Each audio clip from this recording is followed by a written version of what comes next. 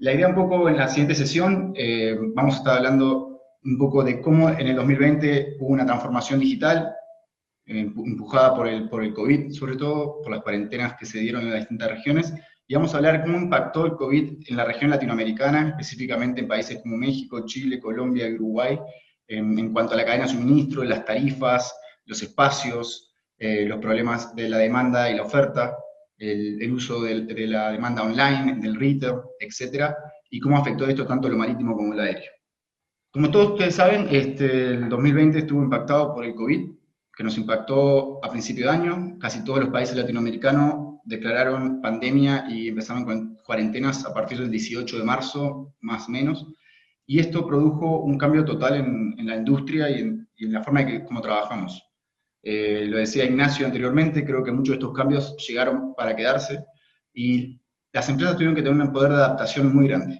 Algunas están más preparadas para esa adaptación, otras no tanto, pero todas siguen impulsadas y obligadas a adaptarse a esta nueva realidad. Y hemos visto un incremento, por ejemplo, y acá lo están viendo en pantalla, de la adaptación al trabajo remoto. Hoy el teletrabajo, el home office, eh,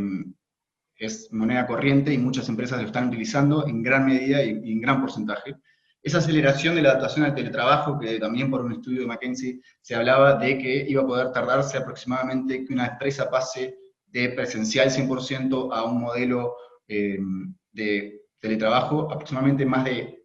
un año, año y medio, para adaptar a toda su fuerza de trabajo, se terminó realizando en menos de un mes. Es decir, que el momento que pegó una pandemia y una crisis como la que pegó en marzo de este año con el COVID, las empresas tuvieron una adaptación 43 veces más rápida de lo que estaba previamente calculado o de lo que los grandes ejecutivos de empresas muy reconocidas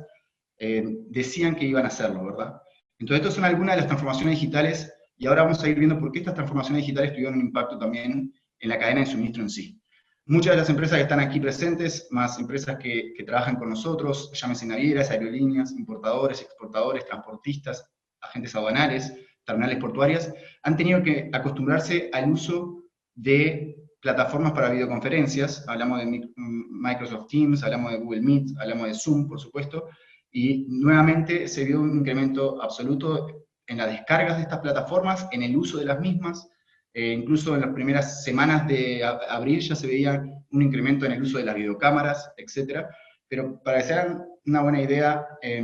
Zoom era una plataforma que más o menos tenía unas 56.000 downloads, es decir, descargas por mes, y pasaron a partir de marzo a tener un promedio de 2 millones de descargas mensuales. Son más las empresas que están abiertas ahora a videoconferencias. Nosotros creo que la cadena de suministro es una industria bastante tradicional, estamos todos de acuerdo que es una industria bastante tradicional, donde tuvo que adaptarse a toda esta nueva modalidad de tener videoconferencias, videollamadas, reuniones comerciales, reuniones de planificación, reuniones operativas, absolutamente en la distancia y utilizando tecnología y videoconferencias como las antes mencionadas. Esto llevó también a que muchas empresas tuviesen que adaptarse a lo que es la venta online o el comercio digital. Los retails, por nombrar alguno, entre otros, tuvieron que hacer una inversión en infraestructura digital que no tenían para poder interactuar con el consumidor. El 80% del consumo en los últimos 7 meses se dio de forma digital. Somos muchos los que nos hemos tenido que adaptar a comprar el supermercado de forma digital, a hacer nuestras compras de forma digital, a interactuar business to business o business to customer de forma digital, y eso se ve reflejado en distintas cifras como las que están aquí en pantalla: 33% de incremento de las reuniones que antes eran presenciales, ahora se estaban dando digital, 80% de la interacción digital, etcétera, ¿verdad? Entonces, realmente hay un incremento de 74% también en la venta de retail, y todos estos son simplemente factores y cifras que muestran que la pandemia y la crisis que tuvimos por el COVID trajo una transformación digital absolutamente acelerada, que superó toda expectativa y que trajo como consecuencia que una cadena de suministro muy tradicional tuviese que tener un poder de adaptación magnífico. Cuando aproximadamente en marzo toda la región declaró pandemia y estuvimos bajo cuarentena, en muchos países cuarentenas obligatorias, en otros un poco más flexibles, todo esto trajo que, especialmente desde China, que es donde estuvo el origen de la pandemia, hubo una disminución, una gran baja en la actividad económica, ¿verdad? Esto tuvo también repercusiones en las operaciones de todo tipo, tanto en las fábricas, en las industrias, en los puertos. Todo este tipo de operación y actividad económica bajó drásticamente, lo cual generó que hubiese mucho menos demanda, o por lo menos que hubiese mucho menos movimientos en la cadena de suministro. Esa falta de demanda, esa falta de personal para que esté presente en las terminales o en distintos puertos o fábricas, etcétera, generó que no haya la capacidad operativa para poder responder a la demanda tradicional y normal, lo cual hizo que bajaran las cantidades de horas de trabajo, la cantidad de operadores, y eso hizo que la carga también bajara, de cierta manera. Al haber una disminución en la carga, muchas navieras lo que decidieron fue también disminuir la cantidad de buques que tenían navegando en las rutas, distintas rutas del mundo. Entonces se dan varias particularidades. Vemos que el impacto del COVID trae un impacto también en la baja en la actividad económica, bajaron la cantidad de operadores disponibles, mucha gente que no podía estar físicamente en un trabajo que sea afuera, eso trajo una disminución en las cargas que estaban disponibles para poder zarpar, eso hizo que las navieras tuvieran que bajar la cantidad de buques, y al bajar la cantidad de buques también se perdiera niveles de dinero o de ingresos. Esto se vio reflejado prácticamente desde marzo hasta junio, que se vio esa situación,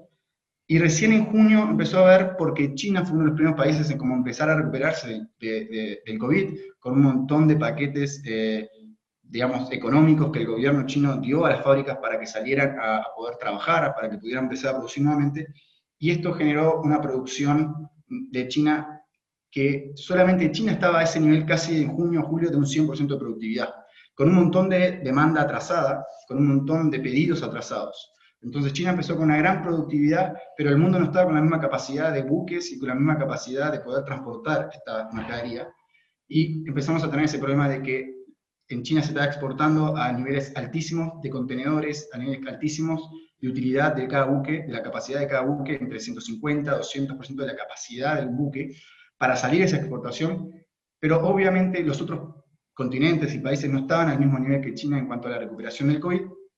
y empezamos a ver el problema de no pudieron recuperar, no se han podido recuperar los contenedores vacíos. No hubo una reposición constante del contenedor vacío hacia China o exportaciones de distintas regiones hacia China, por lo cual empezó a haber una escasez de contenedores. Se exportó mucho más contenedores de 40, high cube, después eso trajo consecuencias de que empezaran a utilizarse, todo el mundo rápidamente dijo, usemos los NOR. De hecho, desde julio hasta octubre hubo un incremento enorme en el uso del contenedor NOR. Luego que estos contenedores también empezaron a ver una demanda altísima, la demanda alta también incrementó las tarifas, empezaron también a los importadores de Latinoamérica a ver la parte aérea. Y ahí nuevamente se dio un incremento en las tarifas, ya que hubo un incremento en la demanda, y como sabemos, y lo vamos a ver un poco más adelante, tampoco había la misma capacidad de carga aérea, ya sea por la cantidad de aerolíneas que no estaban activas, como un montón de rutas que aerolíneas no estaban realizando más, o muchos aviones de pasajeros que no estaban volando, con lo cual la capacidad de carga disminuyó. Entonces esos son algunos de los muchos factores que llevaron a lo que hoy estamos enfrentando todos, que es esta escasez de contenedores, esta escasez de espacios, y por lo cual se dan un montón de variables que hace que hay rollo de carga, que hay que hacer una planificación mucho más detenida, porque la rapidez con la que estábamos contando con tarifa, con espacio, con contenedores, con salidas, cambió absolutamente. Se han tomado muchas medidas al respecto, desde disminución de los días libres que se dan en distintos puertos de Asia, que pasaron de 14 a 7, la intención de las navieras de recuperar los contenedores vacíos mucho más rápido, prácticamente en un promedio de 5 días a 2 a 1 día, pero también se da, por otro lado, que la pandemia tuvo consecuencias como, por ejemplo, que en Estados Unidos hubo una disminución y un gran desempleo por todo el tema de la pandemia, muchos choferes o drivers quedaron sin trabajo, muchas empresas transportistas tuvieron una disminución en su poder de mano de obra, y eso hacía que la recuperación del contenedor que llegaba, por ejemplo, a Norteamérica, que tiene muchos días de transporte desde los distintos puertos hasta todas las zonas de Estados Unidos, se demoraba mucho en devolver ese contenedor. Entonces un contenedor salía de China, iba a Estados Unidos, llegaba a un puerto, por ejemplo, de Los Ángeles, y desde que se trasladaba al centro de Estados Unidos o a distintas zonas y volvía para poder recuperarse, cargar y llegar a China, pasaban demasiados días y no era, la rotatividad de contenedores no era la suficiente. Esto ha impactado en lo que hemos visto todos en las distintas regiones, tanto en México, en Colombia, en Chile, en Uruguay, de este incremento de tarifas que realmente ha alcanzado cifras históricas. Prácticamente estamos a 300% de incremento de tarifas, ¿verdad? Estas tarifas históricas que hoy nos impactan altamente, y les voy a mostrar un par de ejemplos, les voy a comentar un par de ejemplos para que lo puedan dimensionar. A esta misma altura, o más o menos en la semana 48 del año 2019, las tarifas que iban de Shanghái a Manzanillo, en México, eran de más o menos 1.900, 1.990 dólares. Hoy estamos a 4.390 dólares. La tarifa en esta misma altura del año pasado, que iban de Shanghái a San Antonio, en Chile, estamos hablando de tarifas que están cercanas a las 2.200 dólares, y hoy estamos por encima de los 5.400 dólares. Es decir, como ven, el incremento es fuertísimo. Y acá me voy a quedar con un comentario que hizo, si no me equivoco, Iraí y Ignacio, de que realmente durante mucho tiempo a nivel marítimo las navieras estaban trabajando prácticamente a niveles que eran insostenibles. Y por muchas razones, porque se estaba moviendo, había más disponibilidad de espacio que demanda realmente, y esa demanda de oferta hacía que la tarifa se mantuviese a unos niveles que eran insostenibles. Yo realmente no creo que estas tarifas que estamos viendo históricas se mantengan en el tiempo prolongado, pero tampoco veo que la industria vaya a volver a niveles 2019-2018. Creo que las tarifas y la cadena de suministro va a tener que adaptarse a una tarifa más intermedia. Por decir algo, si estamos viendo tarifas de 4.000 dólares ahora y antes eran de 1.900, creo que la tarifa va a rondar entre los 2.500 y los 3.500. Estos son todos especulaciones, pero basados en la realidad que hoy se vive y en la realidad de que los últimos trimestres han mostrado que las navieras han podido realizar, generar ganancias y tener profit, que era algo que no estaban pudiendo hacer en el 2019. Hablamos que con toda la demanda marítima que todos ustedes conocen, que ha traído un montón de retrasos, problemas operativos, dificultad de booking, de espacio, ha sido una competencia terrible a nivel tarifario, eso trajo la demanda de aéreos. En tarifas donde antes de repente el kilo de aéreo desde Asia rondaba los 4 o 5 dólares, alcanzaban los 9, 10 o más dólares. Incluso en algún momento de la pandemia alcanzaban los 20 dólares cuando estaba todo el boom de las mascarillas y de los tapabocas. Y esto se da simplemente porque a falta de contenedores de marítimos, el aéreo pasó a ser una alternativa. Pero la alternativa aérea no fue la mejor porque la capacidad global de aeronaves se había disminuido enormemente. Estamos hablando que muchas navieras disminuyeron sus aviones, sus líneas y sus rutas. El 95% de los aviones de pasajeros estuvieron en tierra durante los últimos 7 meses. El 95%. Hubo una decreción de 50% de la capacidad global de transporte, y obviamente sí hubo una gran capacidad de carga, y se usaron muchos aviones de pasajeros, en realidad se hicieron 1.000 vuelos de pasajeros para carga, pero un avión de pasajeros tiene una capacidad de carga muy menor a la de un avión de carga, específicamente hablando. Entonces todos estos factores también hicieron que el aéreo no fuese la mejor alternativa, a pesar de que obviamente disminuye los días de tránsito, y que si es más caro, tampoco dio esa alternativa que estábamos buscando. Y eso nos lleva a la realidad que tenemos hoy, y este problema que no hay una solución inmediata, pero sí que creo que la expectativa que tenemos todos, sobre todo con el tema de las vacunas para el COVID en el 2021, nos va a llevar a pensar que tal vez en el primer trimestre de 2021 todavía tengamos algunos coletazos y algunas consecuencias del 2020, que ha sido todo lo contrario a lo normal, y que ha traído un montón de cambios en la industria, desde la transformación digital, desde la necesidad de adaptación, desde la necesidad de colaboración, pero sobre todo esta escasez de espacios, esta escasez y suba de tarifas, ha hecho que la gente esté, sobre todo la que está involucrada en la importación,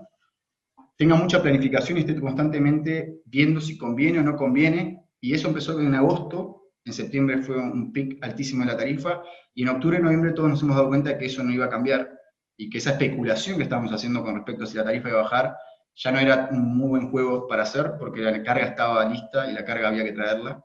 y la tarifa sigue subiendo. Perfecto. Aquí quería comentarles simplemente caso a caso. Nosotros tenemos oficinas en distintos países, entre ellos Uruguay, Chile, Colombia y México, y quería comentarles más o menos cómo se había comportado estas tarifas. Ahí pueden ver, por ejemplo, que en la parte de importaciones, en México, lo que es la cantidad de importaciones, es decir, el volumen de importaciones de 2019-2020, disminuyó ampliamente, incluso se ve esa pequeña, como esa U, ¿verdad? Que se da al principio del cuarto mes, digamos en abril comienza esa U, que es constante, y después empieza a aumentar. Es lo que se puede dividir. La pandemia a nivel de cadena de suministro se puede dividir perfectamente en 2 etapas. La primera etapa, que es cuando golpea la ola, que es marzo, abril, mayo, y una segunda etapa de pequeña recuperación, junio, julio, agosto, y bueno, todo lo que estamos viendo ahora, basado también en la demanda de Navidad, de fin de año, etcétera, y que muchos países han liberado un poco las cuarentenas. Se pueden ver ese aumento en la importación en cada uno de los países, como ven, se comporta más o menos igual. Y en la parte de exportación, que también se ve esa baja en el fin del primer trimestre, segundo trimestre, y sí se alcanzó en algunos países como Uruguay, Chile o México a incluso tener índices de exportación superiores al año anterior. Estos son algunos de los comportamientos que hemos visto que me van a llevar a hacer algunas de las conclusiones y opiniones que quiero compartir con ustedes con respecto al 2021. ¿Qué podemos esperar para el 2021? Cada sesión que hubo anteriormente, tanto la de Irai como la de Ignacio como la de Norberto, muchas preguntas iban encaminadas a qué podemos esperar, qué podemos realizar, y hubo un montón de respuestas que creo que fueron todas muy válidas y muy buenas. Yo venía preparado para dar alguna de esas respuestas de la misma manera, porque creo que estamos todos en la misma página. La cadena de suministro es una industria un factor que siempre creo que ha sido carente o que no ha estado presente ha sido el tema de la transparencia, y que todos podamos tener una gran transparencia de cómo se está comportando el mercado, transparencia en los costos, en la tarifa, en los comportamientos, y creo que la transformación digital que el COVID ha impulsado en muchas de estas industrias va a mejorar que todos tengamos visibilidad y que todos estemos expuestos a más o menos la misma información. Ya de por sí que todos tengamos las mismas cartas, la misma información, va a permitir que todos tomamos mejores decisiones. Hay cada vez más información, la digitalización, la transformación digital nos permite acceder a información que antes no teníamos. Mientras más información, mejores decisiones podemos tomar, y creo que esas decisiones tienen que estar basadas en una mejor planificación. El poder de adaptación que cada empresa tenga a nivel corporativo y a nivel industria es fundamental, porque como vemos, un evento como el que vivimos en 2020 nos sacudió absolutamente todos los cimientos, y nosotros tenemos que estar preparados para adaptarnos cuanto antes y que eso no repercuta en la operación final que realizamos a nivel empresa, que no repercuta en nuestros consumidores finales. También quería comentar, y me uno a las palabras de Irai, con respecto a la colaboración. Creo que cada vez más se tendrá que dar en esta industria y en la cadena de suministro la colaboración entre distintos agentes. Yo he visto una gran disposición y disponibilidad por parte de las terminales portuarias, los agentes aduanales, los transportistas, los conductores, durante la pandemia, para mantener el flujo de la carga, para mantener el flujo de la cadena de suministro, y que la industria no parara como otras industrias sí se vieron golpeadas. Y eso es algo que yo valoro muchísimo. Y creo que si hay algo para destacar dentro de la pandemia fue eso, fue que hubo un poder de adaptación, un poder de colaboración muy grande, y que en el 2021 todos esos aprendizajes que nos dejó el 2020 tenemos que ponerlos y aplicarlos en el día a día, mejorando la planificación, obteniendo mayor colaboración con los proveedores, pero no solamente con proveedores. Creo que el acercamiento entre empresas de la misma industria en una misma región también es importante para aumentar las demandas y los volúmenes. Si distintas empresas de una misma industria logran colaborar en conjunto, buscando distintos proveedores en distintas regiones, van a lograr mejores costos-beneficios, y van a lograr mejores volúmenes que le va a permitir obtener mejor tarifa y finalmente traer esa mercadería en mayor capacidad y con menores costos. Creo que también es importante a la hora de colaborar, establecer una relación más cercana con los proveedores logísticos, llámense freight forwarders, llámense navieras, aerolíneas, y poder acercarse para entender las necesidades. Creo que el foco tiene que estar en entender,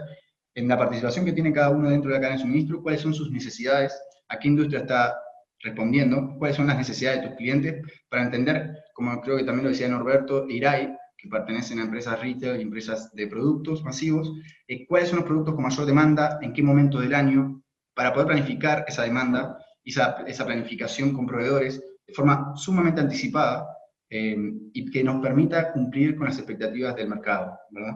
Creo que hay que seguir trabajando en esa colaboración. Creo que la expectativa para el 2021, para ser honesto, es que el primer trimestre se vea con un comportamiento muy similar al que estamos teniendo. La tarifa, que también vi preguntas sobre la tarifa, creo que la tarifa van a mantenerse en niveles altos hasta marzo del 2021, prácticamente sin duda, porque estamos teniendo tarifas altas en diciembre que van a la alza para fin de año. Luego tenemos enero, que tal vez podamos ver una disminución, y después tendremos obviamente el impacto del Año Nuevo Chino en febrero.